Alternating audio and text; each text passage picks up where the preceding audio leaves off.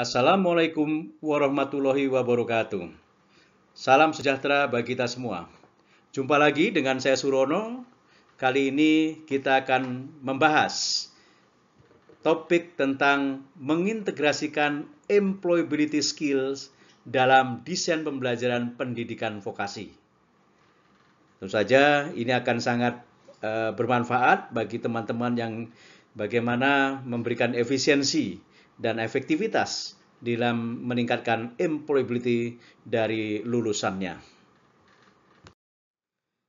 Lalu, apa arti daripada employability skill ini? Employability skills ini adalah keterampilan umum yang diperlukan untuk sukses di pasar tenaga kerja, di semua tingkat pekerjaan, dan di semua sektor. Nah, scope atau lingkup dari employability skill ini adalah termasuk generic skill, ada core kompetensi, ada core, ada sering disebut juga key, atau transferable, general, non-technical, critical, essential, dan soft skill. Ini adalah scope-nya.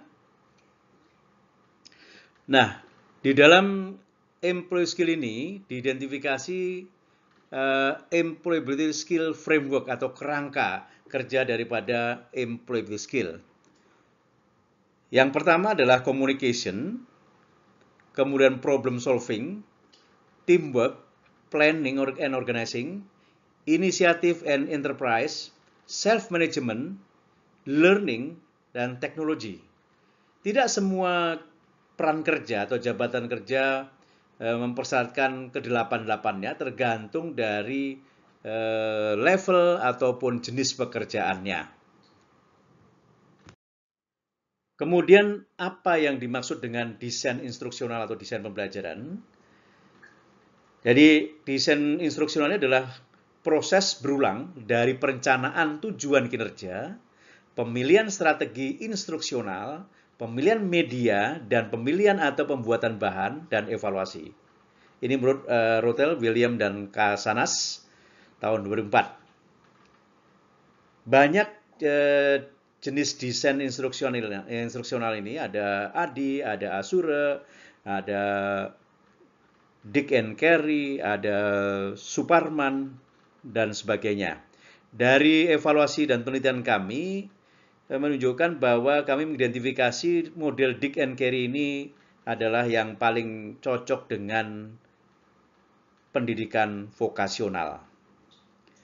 Di dalam desain instruksional Dick and Carey ini ada 10 langkah untuk membangun atau mendesain instruksional ini. Yang pertama adalah identifikasi tujuan instruksionalnya atau sering disebut sebagai TIU, tujuan instruksional umum. Kemudian ada analisis instruksionalnya, kemudian ada analisis pembelajaran konteks, kemudian menulis tujuan kinerja atau sering disebut juga tujuan instruksional khusus. Kemudian yang kelima, mengembangkan perangkat asesmen. Yang keenam adalah mengembangkan strategi instruksional. Ketujuh, mengembangkan memilih instruksional, bahan instruksional. Kemudian yang kedelapan adalah mendesain dan melakukan evaluasi formatif. Yang kesembilan adalah revisi instruksional. Dan yang kesepuluh adalah mendesain dan melakukan evaluasi sumatif instruksional. Nah, Ibu sekalian, ada hal yang menarik di sini di dalam desain pembelajaran model Dick and Carey. Setelah ditentukan tujuan pembelajaran sampai 1 sampai 4 ini, kemudian dikembangkan perangkat asesmen sebelum membuat strategi pembelajaran atau instruksional. Ini menarik karena biasanya banyak para guru atau dosen terjebak dalam bahwa membuat perangkat asesmen di akhir setelah pembelajaran selesai. Dengan menerapkan di sini perangkat asesmen setelah atau sebelum strategi pembelajaran ini, maka dipastikan strategi pembelajarannya akan lebih akurat, karena yang akan dicapai dengan tujuan tadi juga perangkatnya jelas. Kemudian juga di dalam mengembangkan materi pembelajaran, dengan sudah jelas apa yang mau diakses, maka jelas di sana untuk mengembangkan modul pembelajaran atau materi pembelajarannya akan lebih mudah dan lebih akurat untuk mencapai tujuan maupun perangkat asesmen ini. Kemudian baru ada mendesain dan mengevaluasi formatif dari instruksional ini. Ini yang menarik dan ini sangat cocok dengan pendidikan vokasional sehingga capaiannya bisa betul-betul bisa diharapkan. Terdapat 6 langkah mengintegrasikan kecakapan bekerja atau employability skill ini dalam desain pembelajaran pendidikan vokasi. Kenapa perlu kita integrasikan? Karena kalau kita bahwa employee skill ini dibuat pack atau dikemas persatuan, maka membutuhkan suatu judul pelajaran sendiri atau topik pembelajaran, sehingga kemudian membutuhkan resources lagi. Dengan mengintegrasikan ini, maka kita akan menjadikan ini akan menyatu dengan kompetensi teknisnya. Kemudian nanti ini adalah akan menjadi bagian yang langsung menyatu dengan sistem ini. Ada 6 langkah. Yang pertama adalah identifikasi kebutuhan employability skill dalam suatu okupasi atau peran kerja di IDUKA, industri dan dunia kerja. Yang kedua, mengintegrasikan employability skill dalam tujuan pembelajaran. Kemudian yang ketiga, mengintegrasikan employability skill dalam pengembangan instrumen assessment. Dan yang keempat, mengintegrasikan employability skill dalam strategi pembelajaran. Dan yang kelima, mengintegrasikan employability skill dalam materi pembelajaran. Dan yang keenam adalah mengintegrasikan employability skill dalam desain dan evaluasi formatifnya. Dan seterusnya. Ini adalah siklus dari pengembangan desain instruksional dengan mengintegrasikan employability skill. Baik, kita mulai dengan langkah pertama, yaitu identifikasi kebutuhan employability skill dalam suatu okupasi atau peran kerja di IDUKA. Sehingga kita bisa lakukan bagi sekolah vokasi yang punya kerjasama dengan industri atau dunia kerja lainnya untuk membicarakan apa kebutuhan ini. Bagaimana kita mengidentifikasi kebutuhan? Yang pertama, kita identifikasi peran kerja dan tugas-tugasnya dari setiap okupasi tadi. Peran kerja tadi bisa jabatan fungsional dan bisa juga jabatan struktural. Kemudian tugas-tugas dapat mencakupi tugas utama, kemudian tugas tambahan sesuai konteks. Ini kita tanyakan. Ini adalah tugas-tugasnya, peran kerjanya. Kemudian baru kebutuhan employability skill diidentifikasi sesuai dengan employability skill framework atau kerangka kerjanya. Frameworknya ada 8, paling tidak ada komunikasi, bekerja sama, problem solving, perencanaan dan pengorganisasian, kemudian manajemen diri, inisiatif dan kewirausahaan, learning dan teknologi, mungkin ada yang lain. Ini adalah kita survei. Tidak semua jabatan kerja 8-8-nya ada, tetapi tergantung dengan konteks dari industrinya tadi. Yang ketiga, kebutuhan karakter. Diidentifikasi sesuai dengan jenis industri organisasi. Setiap organisasi atau jenis industri mempunyai karakter tersendiri kebutuhannya. Walaupun memang ada secara generik, ini sudah diidentifikasi oleh Kementerian Pendidikan dan Kebudayaan, yaitu religius, gotong royong, integritas, nasionalis, dan mandiri. Ya. Mungkin beberapa industri punya karakter sendiri yang harus dikembangkan di sana permintaannya. Tapi pada kesempatan ini kita tidak membahas mengenai karakter, mungkin kita akan bahas lain waktu. Kita akan fokus pada employability skills. Nah, bagaimana peran kerja dan tugas-tugas kami tadi dideskripsikan sesuai struktur organisasi? Ibu sekalian, sumber pertama yang kita bisa dapat apabila sudah ada, yaitu adalah peta okupasi nasional dalam kerangka kualifikasi nasional Indonesia pada area fungsi masing-masing. Jadi di sini kita lihat di sini ada peta yang isinya adalah level 1 sampai 9. Ini adalah kerangka kualifikasi. Di sini adalah area fungsi, misalnya ini otomotif, ada service, terdiri dari mechanical dan body paint. Pada mechanical ini ada level 9 ada nama-nama jabatan kerja, kemudian di sini juga ada nama jabatan kerja. Di dalam peta okupasi ini masing-masing jabatan kerja diidentifikasi tugas dan fungsinya, termasuk profilnya, kemudian persyaratan, bahkan sampai kepada hak dan tanggung jawabnya.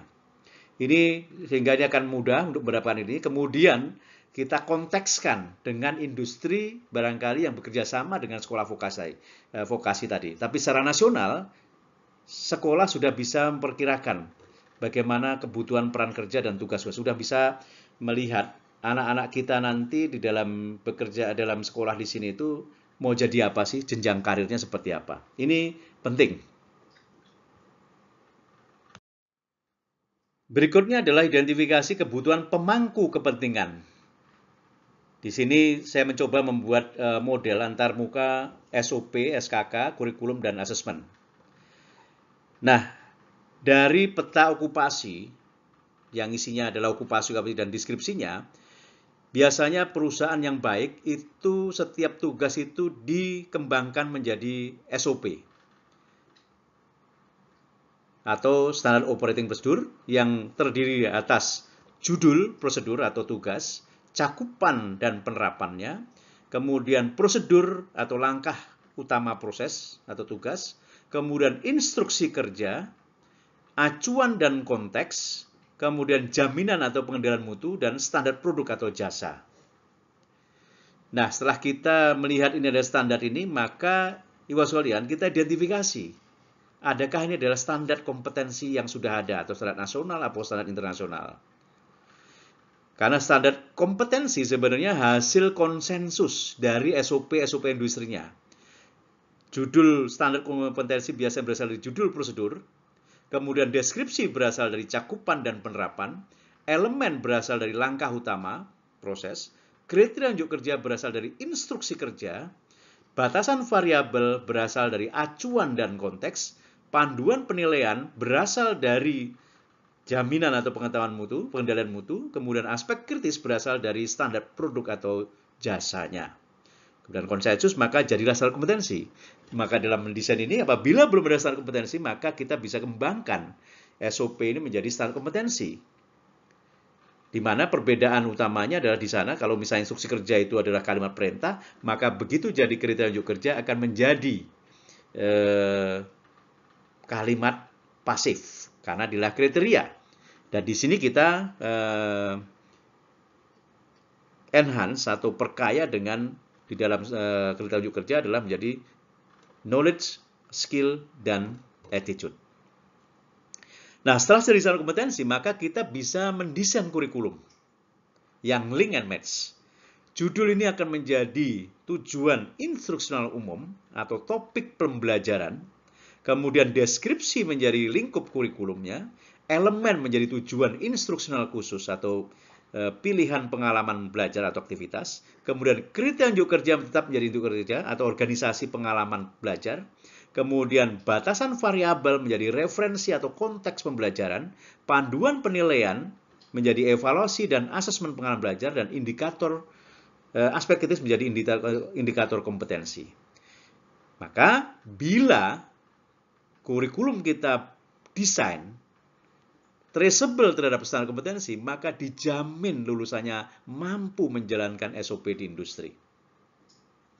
Kemudian apabila diakses, karena asesmen ini adalah sama dengan standar kompetensi, kriterianya, maka dia seharusnya lulus. Bahkan orang industri yang tidak sempat pelatihan, dia langsung sertifikasi, maka dia bisa kalau SOP-nya mampu terus terhadap standar kompetensi. Maka dengan demikian sebenarnya di sini ada interaksi antara area fungsi ini, SOP industri, standar kompetensi, kurikulum, dan juga asesmennya. Sehingga kalau ini kita bisa bangun, maka kita bisa dapatkan suatu kepastian link and match. Ini di dalam menentukan bagaimana core atau hard skill ini bisa kita bangun. Dan selanjutnya bagaimana kita mengintegrasikan employable skill masuk dalam sistem ini. Baik, selanjutnya setelah kita mengetahui hard skill tadi atau kompetensi teknis, kita identifikasi kebutuhan employability skill dari pemangku kepentingan melalui data dari front end analisis pemangku kepentingan. Jadi yang pertama kita identifikasi kebutuhan employability skill sesuai dengan employability skill framework. Ada 8 di sana. Mulai dari komunikasi, bekerja sama, problem solving, perencanaan dan pengorganisasian, manajemen diri, inisiatif dan kewirausahaan, kemudian learning dan teknologi. Nah, setelah itu kita identifikasi juga kebutuhan karakter. Diidentifikasi sesuai dengan jenis industri atau organisasi. Nah, dari religius, di sana ada 5 yang generiknya ditetapkan, dikembangkan oleh Kemdikbud, yaitu religius, kemudian integritas, nasionalis, mandiri, gotong royong. Dan mungkin masih ada lagi bisa diidentifikasi dari karakter yang diharapkan dari setiap model industri. Inilah yang kita gunakan, tapi kembali bahwa kita akan fokus pada able skill, kita belum membahas mengenai kebutuhan karakter, mungkin akan kita bahas kesempatan yang lain. Berikut adalah contoh form yang saya coba siapkan untuk bagaimana kita merekam apa yang kita lakukan dalam mengintegrasikan kecakapan bekerja atau employee skill dalam desain pembelajaran pendidikan vokasi.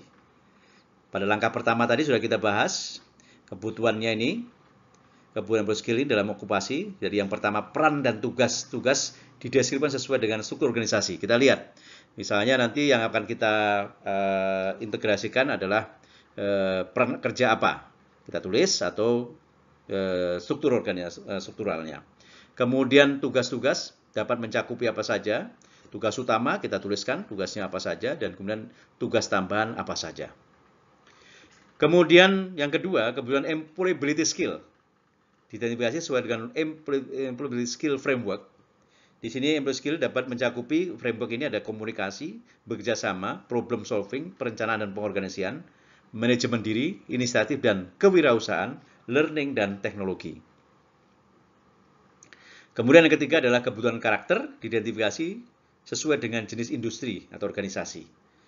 Di sini misalnya karakteristik okupasi, peran kerja dalam industri dapat mencakupi tadi religius, integritas, nasionalis, mandiri, gotong royong. Mungkin ada lagi bisa ditambahkan sesuai dengan karakter industri hasil front-end analisis. Maka kita sudah punya catatan mengenai identifikasi kebutuhan employee skill. Yang untuk karakter nanti kita akan bahas lebih lanjut. Langkah kedua adalah mengintegrasikan employability skill dalam tujuan pembelajaran. Nah, yang pertama tujuan pembelajaran diidentifikasi berdasarkan proses analisis tujuan pembelajaran. Kita tahu di sana ada tujuan instruksional umum, capaian pembelajaran, kita identifikasi, kemudian tujuan pembelajaran subordinat, kemudian tujuan instruksional khusus. Ini kita identifikasi di sana. Dan selanjutnya, kemudian kita lihat status employee skill diidentifikasi dalam analisa pembelajar dan konteks pembelajaran. Apakah yang dibutuhkan akan terkemas dalam entry behavior line atau pesan masuk, atau yang kedua adalah terintegrasi dalam tujuan instruksional khusus. Ini yang kita identifikasi. Berikutnya pada langkah kedua kita rekam di sini apa yang kita lakukan, mengintegrasikan employability skill dalam tujuan pembelajaran. Jadi di sini ada tujuan pembelajaran, diidentifikasi berdasarkan proses analisis tujuan pembelajaran. Kita kenal di sana ada 3, yaitu mulai dari tujuan instruksional umum atau capaian pembelajaran, yang bila dia adalah OBE, outcome based education, ini biasanya berupa suatu peran kerja sebagai profil lulusan atau okupasi. Kemudian tujuan pembelajaran subordinat ini biasanya adalah unit-unit kompetensinya, sedangkan tujuan instruksional khusus ini ada pada elemen-elemen dari setiap unit kompetensi. Kemudian pada tahap kedua status employee skill-nya kita identifikasi, mau kita mengintegrasikan. Di sini status employee skill ini dalam konteks pembelajaran dapat mencakupi dia bisa terkemas dalam entry behavior line atau dia nanti terkemas untuk sebagai syarat masuk. Kemudian juga bisa terintegrasi dalam tujuan instruksional khusus. Mana yang kita klik di sini, yang mana kita pilih. Ini adalah pilihan kita. Nah, ini adalah contoh dari peta hasil daripada analisa tujuan pembelajaran. Kita kenal di sini tadi capaian pembelajaran atau tujuan pembelajaran umum atau tujuan instruksional khusus umum. Ini misalnya peserta mampu menjadi seorang asesor kompetensi yang employable dalam 5 dimensi kompetensi dan berbagai tujuan asesmen kompetensi. Nah, subordinatnya ada 3, yaitu peserta mampu merencanakan aktivitas dan proses asesmen sesuai dengan tujuan asesmen minimal 3 kali pengalaman merencanakan. Kemudian yang kedua adalah peserta untuk capaian TPU subordinat adalah peserta mampu melaksanakan asesmen sesuai dengan tujuan asesmen minimal 3 kali pengalaman melakukan asesmen. Kemudian yang ketiga adalah subordinat peserta mampu memberikan kontribusi dalam validasi asesmen sesuai dengan tujuan asesmen minimal 3 kali pengalaman berkontribusi. Nah, dari sini tujuan instruksional khususnya kita lihat di sini mulai dari peserta mampu menentukan pendekatan asesmen pada subordinat pertama, mampu mempersiapkan rencana asesmen, identifikasi persyaratan, modifikasi dan kontekstualisasi serta mengorganisasikan asesmen. Sehingga kalau dia tercapai ini maka subordinat akan tercapai. Kemudian yang kedua adalah peserta mampu menetapkan dan memilih lingkungan asesmen atau memelihara, kemudian mengumpulkan bukti berkualitas, mendukung asesi, membuat keputusan asesmen, merekam dan melaporkan keputusan asesmen, dan meninjau proses asesmen. Sehingga kalau 6 langkah ini, 6 tujuan ini khusus tercapai, maka dia akan mencapai kompetensi pada tujuan pembelajaran umum subordinat melaksanakan asesmen. Kemudian yang ketiga tadi, kelompok ketiga adalah peserta mampu menyiapkan proses validasi, memberikan kontribusi dalam proses validasi, dan memberikan kontribusi untuk hasil validasi. Maka dia mampu memberikan kontribusi dalam validasi asesmen. Nah, dari ada identifikasi front end analysis tadi juga diidentifikasi employable skill-nya. Di sini sebagai contoh adalah dalam rangka asesor kompetensi, dia menjadi persyaratan entry behavior line. Jadi 8 employee skill, 8-8-nya dalam employability skill framework masuk di sini. Ini adalah salah satu contoh bagaimana kita memetakan kebutuhan ini dan kemudian kita mengintegrasikan employability skill. Berikutnya adalah langkah ketiga, mengintegrasikan employability skill dalam pengembangan instrumen asesmen. Ada dua tahap. Yang pertama, elemen-elemen perencanaan aktivitas dan proses asesmen di CCP, employee skill sesuai konteks. Nah, di sana ada 4 langkah dalam perencanaan asesmen ini, mulai dari menentukan pendekatan asesmen, mempersiapkan rencana asesmen, identifikasi persyaratan modifikasi dan kontekstualisasi, dan mengorganisasikan asesmen. Di sini kita identifikasi employability masuk ke dalam setiap langkah perencanaan ini. Kemudian yang kedua, instrumen-instrumen asesmen di CCP dengan employability skill-nya. Di sini instrumen asesmen apa saja yang kita berikan atau integrasikan employability skill ini, yang mulai dari checklist observasi demonstrasi, di mana employability skill bisa kita bangun di sana, kemudian checklist verifikasi portfolionya, daftar pertanyaan tertulis, daftar pertanyaan lisan, dan juga checklist evaluasi produknya. Kita masukkan ke sana setiap tahap di dalam pengembangan instrumen asesmen ini. Nah, ini adalah rekaman pada langkah mengintegrasikan employability skill dalam pengembangan instrumen asesmen. Tadi ada 2 tahap, jadi elemen-elemen perencanaan aktivitas kompetensi di CCP employability skill sesuai dengan konteks. Di sana ada 4. Mana yang berhasil kita CCP, kita klik di sini. Apakah dalam menentukan pendekatan asesmen, apakah dalam mempersiapkan rencana asesmen, apakah dalam identifikasi persyaratan modifikasi dan kontekstualisasi, atau dalam mengorganisasikan asesmen. Kemudian pada tahap kedua, instrumen-instrumen asesmen juga di CCP employee skill berdasarkan perencanaan tadi. Apakah berada di checklist observasi demonstrasi yang perlu kita CCP, berada di checklist verifikasi portfolio, daftar pertanyaan tertulis, daftar pertanyaan lisan, dan juga checklist observasi atau evaluasi produknya. Ini rekaman yang bisa kita identifikasi, sehingga kita sudah mengidentifikasi di mana kita integrasikan ini. Nah, ini adalah contoh rencana asesmen yang kita dan instrumen asesmen yang kita sisipi dengan atau kita berikan integrasi dengan employability skill tadi, mulai dari pendekatan asesmen, kemudian perencanaan asesmen, kemudian modifikasi, dan juga di dalam pengorganisasian asesmen. Pada langkah keempat, mengintegrasikan employability skill dalam strategi pembelajaran. Ada 2 tahap di sana. Strategi integrasi employability skill diidentifikasi, apakah nantinya terkemas dalam satu paket employability, kemudian atau tertanam pada masing-masing elemen atau setiap elemen pada unit kompetensi. Strategi berikutnya adalah strategi delivery. Employee skill ini diidentifikasi. Ada 2 yang kita identifikasi dari hasil penelitian kami. Ada kita dalam delivery ada 1 to 5 sequences dimension of competency. Ada juga project based learning. Seperti apa? Mari kita lihat. Dan ini adalah rekaman di dalam mengintegrasikan employee skill dalam strategi pembelajaran. Tadi yang pertama, strategi pertama adalah strategi integrasi employee skill ke dalam strategi tadi. Jadi di dalam strategi ada 2, apakah terkemas atau pack, kemudian ada tertanam dalam elemen-elemen unit kompetensi.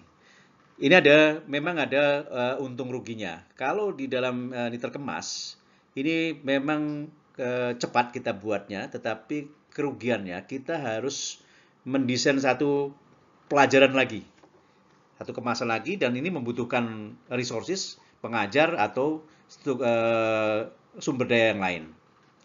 Yang kedua, tertanam pada elemen unit kompetensi. Nah, komponen dari employee skill ini masuk ke dalam komponen elemen yang menjadi satu dengan kriteria-kriteria unjuk kerja. Sehingga di dalam memberikan pengajaran tidak perlu lagi menambah satu topik pembelajaran, tetapi sudah menjadi satu dalam modul pembelajaran. Kemudian strategi delivery untuk employee skill ini ada 2 yang tadi saya sampaikan. Jadi yang pertama adalah model 1 to 5 sequence dimension of competency, karena tadi salah satu tuntutan kebutuhan adalah 5 dimensi yang harus tercapai. Bagaimana secara brutal ini kita bangun. Dan yang kedua adalah menggunakan setelah mereka kompeten dalam 5 dimensi kompetensi, untuk sekolah vokasi ini atau vocational education ini adalah kita dorong untuk project based learning atau PBL. Baik, kita melihat bagaimana strategi delivery ini. Yang pertama adalah model strategi penyampaian pembelajaran berdasarkan sequence 1-5 dimensi kompetensi atau learning delivery strategi model based on sequences 1 to 5 competence dimension. Di sini kita lihat, di sini ada di tengah, di sini ada standar kompetensi yang ada pengetahuan, keterampilan, dan sikap yang sudah diintegrasikan dengan employee skill tadi. Bagaimana kita mendeliverynya? Yaitu mulai dengan dimensi pertama, task skill, yaitu biasanya di sini adalah menyampaikan pembelajaran bagaimana SOP atau tugas itu dijalankan. Yang kedua, task management skill, jadi tugas-tugas apa yang mereka harus lakukan dan kelola di dalam suatu tempat kerja. Kemudian yang ketiga adalah contingency management skill, kemudian kita berikan mengenai bagaimana kontingensi dan bagaimana mengelolanya. Kemudian yang keempat, bagaimana mereka bekerja di tempat kerja, job role environment skill, jadi berperan di tempat kerja. Kemudian transfer skill adalah bagaimana mereka mengadaptasi bila ada syarat baru atau persyaratan baru. Maka dengan dia melakukan semacam ini, maka dia tidak akan lupa pada skill-skill sebelumnya. Sehingga diharapkan dengan 5 dimensi kompetensi ini, dia siap untuk bekerja. Nah, selanjutnya, strategi berikutnya adalah bagaimana kita berikan mereka project based learning atau PBL. Ada 7 project based teaching practice ini. Yang pertama mulai dari design and plan, kemudian align to standard, Seperti tadi kan sudah tahu, mereka dengan mudah untuk bisa mencapai sana. Kemudian build the culture, bagaimana budaya kerja yang tadi sudah dipelajari di dalam job role environment skill. Kemudian manage activities, apa saja tugas-tugas yang dia harus kelola dalam task management tadi masih di sekolah. Kemudian scaffold student learning, bagaimana mereka menyiapkan untuk infrastruktur untuk mencapai suatu tujuan. Kemudian assess student learning, kita assess bagaimana mereka belajar, dan engage and coach. Jadi bagaimana kita berhubungan dan juga mendampingi, memfasilitasi. Terus demikian, sehingga project-based learning ini sudah merupakan real, betul-betul di tempat kerja untuk membangun suatu project. Maka diharapkan peserta tidak hanya tadi kompeten dari 5 dimensi kompetensi, tetapi punya jam terbang untuk membangun suatu kegiatan di tempat kerja. Langkah selanjutnya adalah mengintegrasikan employability skill dalam materi pembelajaran. Yang pertama, ini pemangku kepentingan kebutuhan employee skill diidentifikasi. Siapa saja pemangku kepentingannya, mulai dari IDUKA, Industri Dunia Kerja, asosiasi profesi, asosiasi industri, lembaga pendidikan pelatihan, dan lembaga sertifikasi. Ini yang membutuhkan tadi kita identifikasi. Seperti apa kebutuhannya. Kemudian posisi employability skill diobservasi berdasarkan elemen-elemen unit kompetensi. Dari langkah-langkah atau elemen unit kompetensi, ataukah di kriteria unjuk kerja. Ini berdasarkan informasi dari pemangku kepentingan tadi, kita survei. Setelah kita identifikasi ini, kemudian bahan pembelajaran disisipi employee skill sesuai hasil survei tadi pada modul pembelajaran dan juga bahan tayangan pembelajaran. Nah, berikut adalah formulir rekaman lagi, yang nomor 5, yaitu mengintegrasikan employability skill dalam materi pembelajaran. Tadi sudah kita bahas, para pemangku kepentingan, kebutuhan employee skill diidentifikasi. Kemudian apa saja mereka ini, apakah IDUKA, asosiasi profesi, asosiasi industri, lembaga pendidikan pelatihan, atau lembaga sertifikasi profesi. Kita tergantung pada jenis dari okupasi yang akan kita membuat pembelajarannya. Kemudian posisi employee skill diobservasi atau disurvei berdasarkan elemen-elemen unit kompetensi. Nah, kita lihat di sana apakah dia berupa elemen yang kita masukkan kemudian apakah dia juga kriteria unjuk kerja, kita pilih yang mana sesuai dengan apa hasil survei dari pemangku kepentingan. Kemudian bahan pembelajaran disisipi employee skill sesuai hasil survei. Bahan-bahan tadi kemudian kita masukkan ke dalam modul pembelajaran dan juga bahan tayangan pembelajaran. Nah, ini adalah contoh menanamkan employability skill dalam unit kompetensi. Misalnya unit kompetensi adalah mengakses kompetensi, kecapaian kerjanya atau employee skill-nya. Di sini ada 8 sesuai dengan framework-nya. Kemudian kita survei untuk komunikasi ini berada di langkah berapa? Ini 1, 2, 3, 4, 5, 6 ini adalah persiapan untuk penilaian, mengumpulkan bukti berkualitas, kemudian pendukung kandidat, kemudian membuat keputusan penilaian, kemudian mencatat, melaporkan keputusan penilaian, dan meninjau proses penilaian. Nah, dia berada di mana? Ternyata ada di langkah kedua dan ketiga. Teamwork berada di langkah 1 dan 2. Penyelesaian masalah berada di langkah keempat.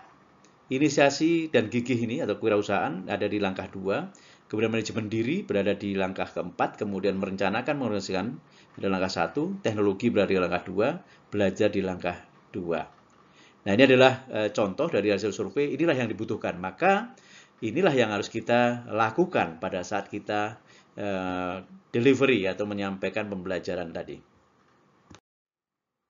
Nah, kita sampai pada mengintegrasikan employee skill dalam desain dan evaluasi formatif. Tadi kita sudah selesai mendesainnya, kemudian bagaimana kita memvalidasi. Tetap bahwa employee skill harus kita jadikan alat untuk evaluasi ini juga. Yang pertama, employee skill diintegrasikan dalam komponen instrumen evaluasi formatif. kemudian employee skill dipastikan terpadu dengan hard kompetensi dan karakter dalam evaluasi formatif. Kemudian revisi dilakukan berdasarkan saran perbaikan dan setiap tahap evaluasi. Nah, di sini yang kita rekam dan mengintegrasikan employee skill dalam desain evaluasi tadi. Employee skill tadi diintegrasikan dalam komponen instrumen evaluasi formatif. Komponen itu apa saja? Pada indikatornya, data, pakarnya, dan lain-lain. Kemudian employee skill dipastikan terpadu dengan hard kompetensi dan karakter dalam evaluasi formatif. Ya, tadi mengenai karakter memang belum kita bahas, tapi ini harus kita jadikan satu yang terpadu. Ya, terpadu dengan hard kompetensi, karakter, dan juga lainnya. Kemudian revisi dilakukan berdasarkan saran perbaikan pada setiap tahap evaluasi. Nah, revisinya apa saja? Apakah di sana termasuk ada revisi mengenai employability skill? Baik, bos sekalian, kita sudah selesai sampai langkah ke-6 tadi, mengintegrasikan dalam desain pembelajaran tadi, mengintegrasikan employability skill. Sehingga kita punya rekaman bagaimana kita mengintegrasikan employee skill ini dalam desain pembelajaran pendidikan vokasi. Mulai dari langkah 1, langkah 2, 3, 4, 5, dan 6. Dan rekaman apa yang kita pilih tadi sesuai dengan konteks daripada pembelajarannya. Alhamdulillah, kita sudah menyelesaikan diskusi kita tentang bagaimana mengintegrasikan employability skill dalam desain instruksional pendidikan vokasi. Kita akan bahas topik-topik selanjutnya mengenai teknologi pendidikan. Dan jangan lupa subscribe, like, and share. Wassalamualaikum warahmatullahi wabarakatuh. Salam.